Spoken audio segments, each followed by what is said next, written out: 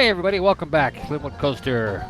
I was gonna sing the Mickey Mouse Mouseketeer song, but I didn't do it. M-I-C-K-E-Y, yeah, you know that one. Okay, so I may have trouble coming up with a whole bunch of conversation on this. This is just about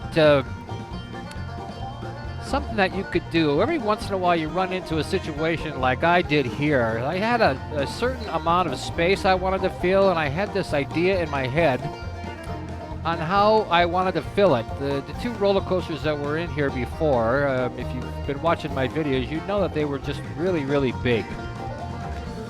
And so I had a specific footprint, and I was deciding that I was going to use one of the pre-made roller coasters. And the truth is, this is not a bad way to learn how to make your own roller coasters. You can take any of the coasters that come in the game, and you can rebuild them. You can customize them. You can change the colors. You can change the track. You can do all of this kind of stuff, and it's actually pretty good practice if you're trying to learn how to build roller coasters on your own. A lot of my coasters that I do just because I want them to be a lot of fun, you know, go fast and go zipping around the corners, all that kind of stuff.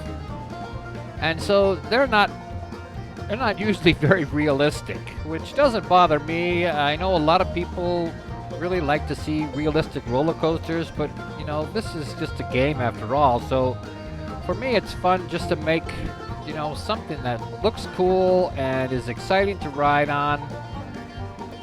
And so this is just kind of an example of, you know, of what you could do. I took the Texas tubs, as you saw in the very beginning, and you know, I'm just remodeling it. First of all, it only lasted about 40 or 50 seconds, not even a minute long. And, you know, I always like roller coasters that have a decent payoff in the end. You stand in line at the big amusement parks for hours, and then you get on a ride that only lasts for, you know, a minute and a half or 2 minutes. And it's like, you know, yeah, that might be realistic, but it seems like a cheat. It seems like a waste of money to me. So I always try to make roller coasters, since it's just a game and I just try to make them do kinds of, you know, all kinds of cool stuff.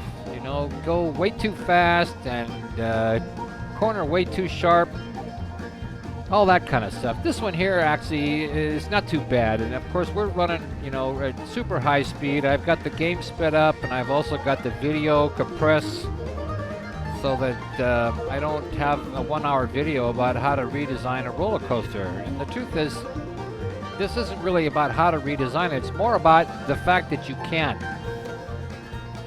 You know, you can take and change the tracks around, like I said before, and you know, later on we're going to go and I'm going to change the colors. So this can wind up being, you know, kind of a fun thing and a good place to start. You know, this had the big spinning tubs on it, and I changed the barrels to kind of fit a little bit more into the western, you know, the western scenery. And yeah, you can see my game is modified so I can run the track across itself and still be blue. But, you know, I didn't wind up doing that. I did that with a couple of rides, especially in my Kilimanjaro park. I had a car ride where the track double backed on itself, and it was kind of fun to ride on. And, you know, that's the fun thing about this game, is that you can, you know, you could do whatever you want. I wanted to get more barrels in here, so I changed the entrance and the stations to the other side so that I could put the entrances in a different spot and get, instead of 4 barrels, 7. If you have a bunch of people standing in line, it's always better when, you know, you can get more people on the ride all at the same time. I tried this color here. I didn't really like it.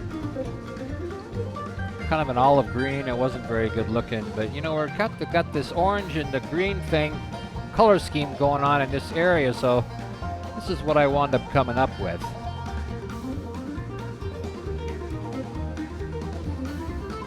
I'm listening to the the banjo music in the background. It's making it harder for me to talk. I had to lift this up just a little bit here because I wanted the entrance to come underneath. I want people to walk underneath the roller coaster to get to the entrance and then exit out the other side.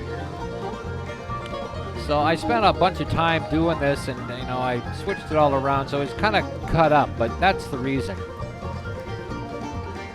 And anyway, this is what I'm doing next here. On the other side of the roller coaster over there, we're going to be putting in a train station, and then I'm going to be moving on throughout the park. So hang with me and watch for the next video, and you can see where we go next. All right. See you guys on the next one.